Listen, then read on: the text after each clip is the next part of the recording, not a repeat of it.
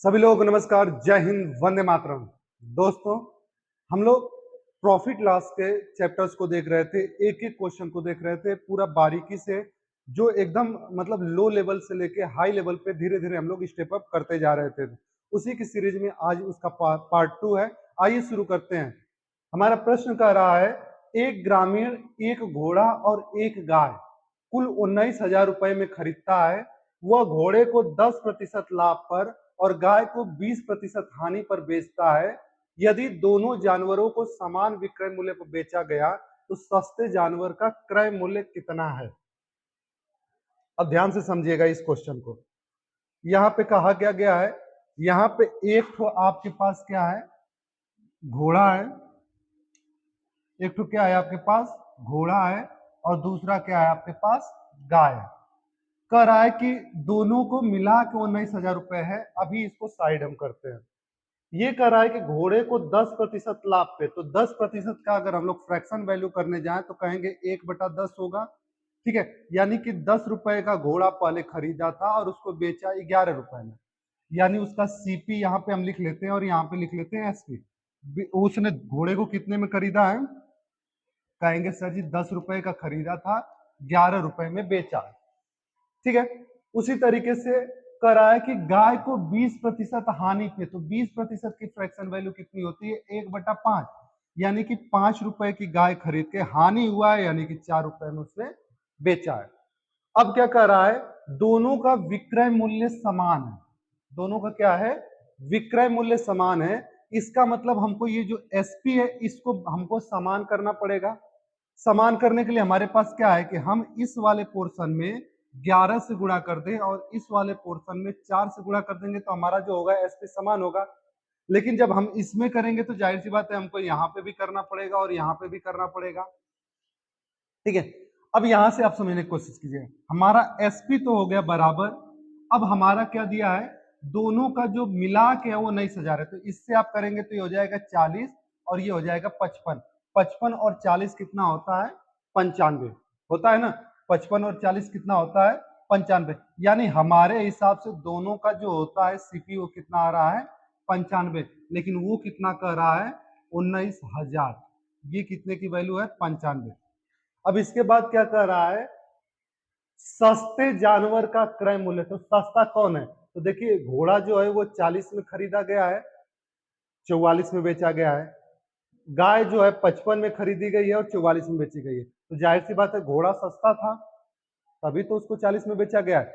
यानी घोड़े का हमको क्या करना है, दाम बताना है। क्या करना है, हमको घोड़े का दाम बताना है। अब आप देखो यहां से फिर से वही है, पूरा आपको करने की जरूरत नहीं है। आप सिंपली अगर उठा के देखने की कोशिश करेंगे तो इसका जो होगा, अगर 95 दूना हम करेंगे तो 190 आ जाएगा।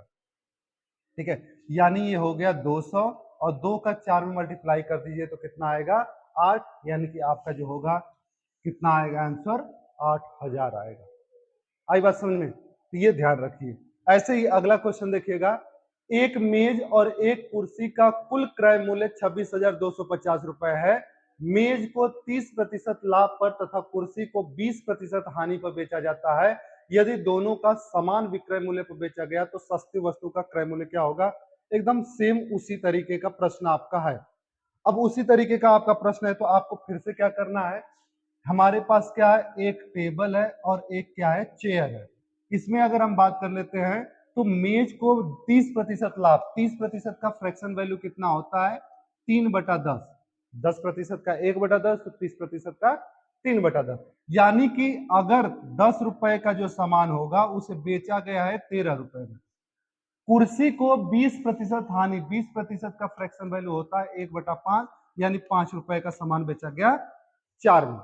फिर से वापस कर रहा है क्या, इनका विक्रय मूल्य समान है। विक्रय मूल्य समान है यानी इसमें करेंगे 13 से गुणा, इसमें करेंगे 4 से गुणा। जाहिर सी बात है फिर वही काम यहाँ पे भी करना पड़ेगा हमको। इसका अगर देखेंगे तो ये हो गया 52 और ये हो गया 40।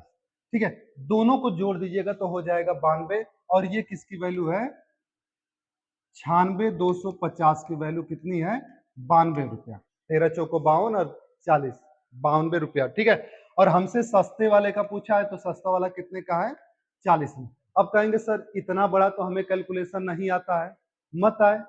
डिजिटल सम तो मैंने बता रखा है ना, उसका आप इस्तेमाल कर सकते हैं। कैसे कर सकते हैं, देखिए ध्यान से, तरीका और भी है बट फिलहाल डिजिटल सम पे हम लोग चलते हैं। देखिए 5 2 7 2 9, 9 हो गया तो हटा दीजिए, हो गया 6, और ये है आपके पास 4, 6 चौको 24, 24 का मतलब होता है 6। नीचे देखिए तो 9 2 11 यानी कि 2, 2 का अगर हम करने जाएं तो यहाँ पे 5 से गुणा करेंगे और यहाँ से भी 5 से गुणा करेंगे तो ये हो जाएगा 30 यानी कि 3। डिजिटल सम इसमें देखिए 3 कितने का आ रहा है, तो इसका तो 9 आ रहा है, इसका 1 आ रहा है, इसका देखिए तो 5 2 7 2 9 आ रहा है, इसका देखिए तो ये यानी कि आपका आंसर कौन सा हो जाएगा, 12,000 इसका आंसर हो जाएगा। अगला देखिएगा, एक वस्तु, एक व्यक्ति जो है दो वस्तुएं बेचता है, पहली वस्तु को 15% हानि पर तथा दूसरी वस्तु को 19% लाभ पर बेचता है। पूरी लेन देन में उसे कुल 200 रुपए की हानि होती है। यदि दोनों वस्तुओं का विक्रय मूल्य समान है तो दूसरी वस्तु का क्रय मूल्य कितना है। अब ध्यान से समझिएगा, इस क्वेश्चन को थोड़ा सा पिछले वाले से अलग है। कैसे समझिएगा, उसने दो वस्तुएं जो है बेचा है, तो हम मान लेते हैं एक वस्तु ए होगी, दूसरी वस्तु बी होगी, ऐसे हमने मान लिया। कर पहली वस्तु को 15% हानि, 15% का मतलब अगर फ्रैक्शन वैल्यू निकालते हैं तो आपको पता है कि 5% का फ्रैक्शन वैल्यू कितना होता है, 1/20, 15% का हो जाएगा 3/20, हो जाएगा ना। उसी तरीके से अगर देखा जाए दूसरी वस्तु को 19% लाभ पर बेचता है, 19% का डायरेक्ट फ्रैक्शन वैल्यू नहीं आता है, तो हम सीधे सीधे 19% का 19/100 ही मानेंगे। अब चूंकि इसको हम 19/100 मान रहे थे, इसको चेंज करने की कोई मतलब नहीं होगा, आप चाहें तो इसको भी सेम रख सकते हैं। आई बात समझ में, इसको भी आप क्या करें, डायरेक्टली रख सकते हैं 15/100, ठीक ना, वो आपको काम चल जाएगा। अब देखिए क्या कह रहा है, पूरी लेन देन में उसे 200 रुपए का, देखिए 20 रुपए का उसने पहले सामान खरीदा और हानि पे बेचा है, इसका मतलब उसने बेचा कितने में है, 17 रुपए में।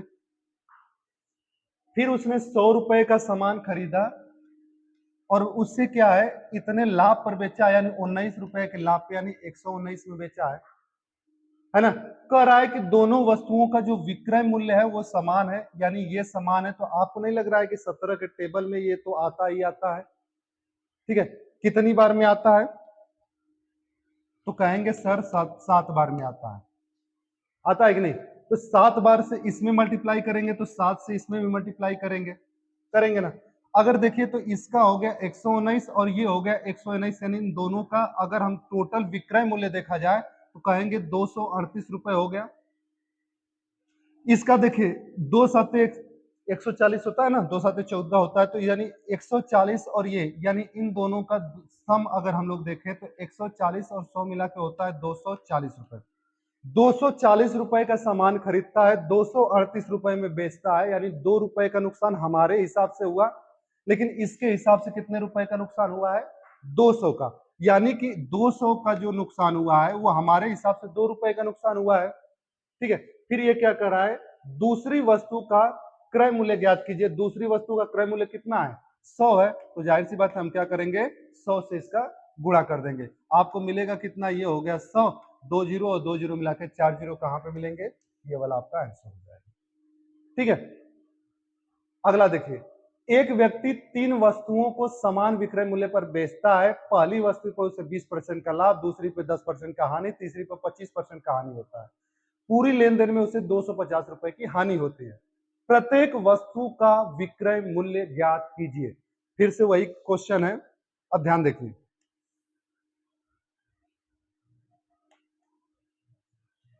यहां पे क्या कहा गया है, एक व्यक्ति है 3 वस्तुओं को बेचा है, यानी ए को बेचा होगा, बी को बेचा होगा और सी को बेचा होगा। पहली वाली वस्तु को 20% लाभ पे बेचा है, यानी कि 20 का फ्रैक्शन वैल्यू अगर हम बात करते हैं तो 1/5, यानी 5 रुपए का सामान खरीदा और 6 रुपए में बेचा। दूसरी वस्तु को 10% हानि, 10 का फ्रैक्शन वैल्यू होता है 1/10, हानि पे बेचा है, यानी कि 10 रुपए का सामान खरीद के 9 रुपए में बेचा है। तीसरी वस्तु का 25 है, 25 का मतलब होता है 1/4, यानी कि 4 रुपए का सामान चूंकि हानि पे बेचा है तो 3 में बेचा है, यही हुआ ना। अब क्या कह रहा है, अब ये कह रहा है कि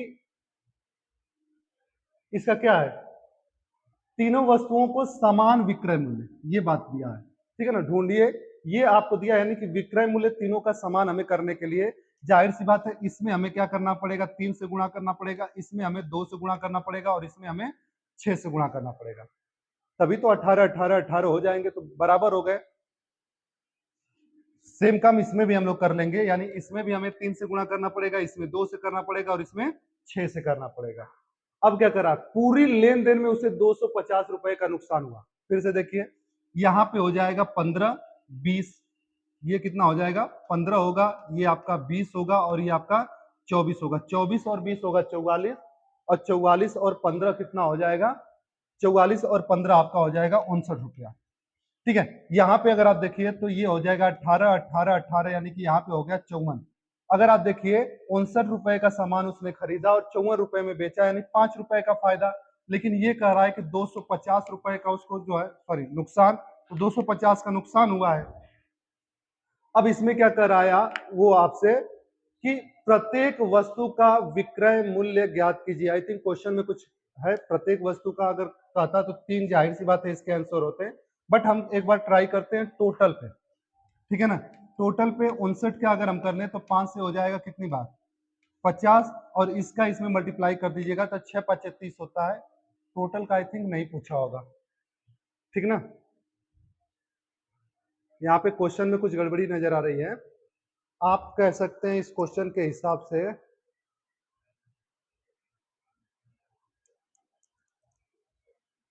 क्वेश्चन में कुछ गड़बड़ी है, ठीक है। चलिए हम लोग क्या करते हैं, इस क्वेश्चन में किसी एक का निकाल लेते हैं। मान लीजिए कि हमको ए की वैल्यू निकालना है, तो हम ए की वैल्यू निकाल लेते हैं। तो ए के लिए हमको बस यहाँ पे क्या करना पड़ेगा, 15 से मल्टीप्लाई करना पड़ेगा, तो इसका मतलब 15 5 75, यानी 750 हमारा आंसर हो जाएगा। अगर सपोज कीजिए कि हमें यहाँ पे बी का वैल्यू पूछता, तो हम लोग यहाँ पे 20 से गुणा करते, यानी कि 1000 इसका आंसर हो जाता। और अगर यहाँ पे 24 से पूछता तो 24 5 120, यानी 1200 इसका आंसर होता। बस समझ में, तो ये ध्यान रखिएगा, यहाँ पे ऑप्शन जो है उसका गलत है, ठीक है। अगला क्वेश्चन देखिए, रेशमा दो वस्तुएं ए और बी कुल 2050 रुपए में खरीदती है। ए को 20% हानि पर बेचती है, दोनों वस्तुओं का विक्रय मूल्य समान है। ए को 1000 रुपए में बेचा गया, तो बी को पर लाभ प्रतिशत बताइए। तो देखिए ए पे जो है, ए को खरीदा कितने में है, 20 का फ्रैक्शन वैल्यू 1/5 होता है, यानी ए को उसने खरीदा 5 में, बेचा 4 में है, ठीक है।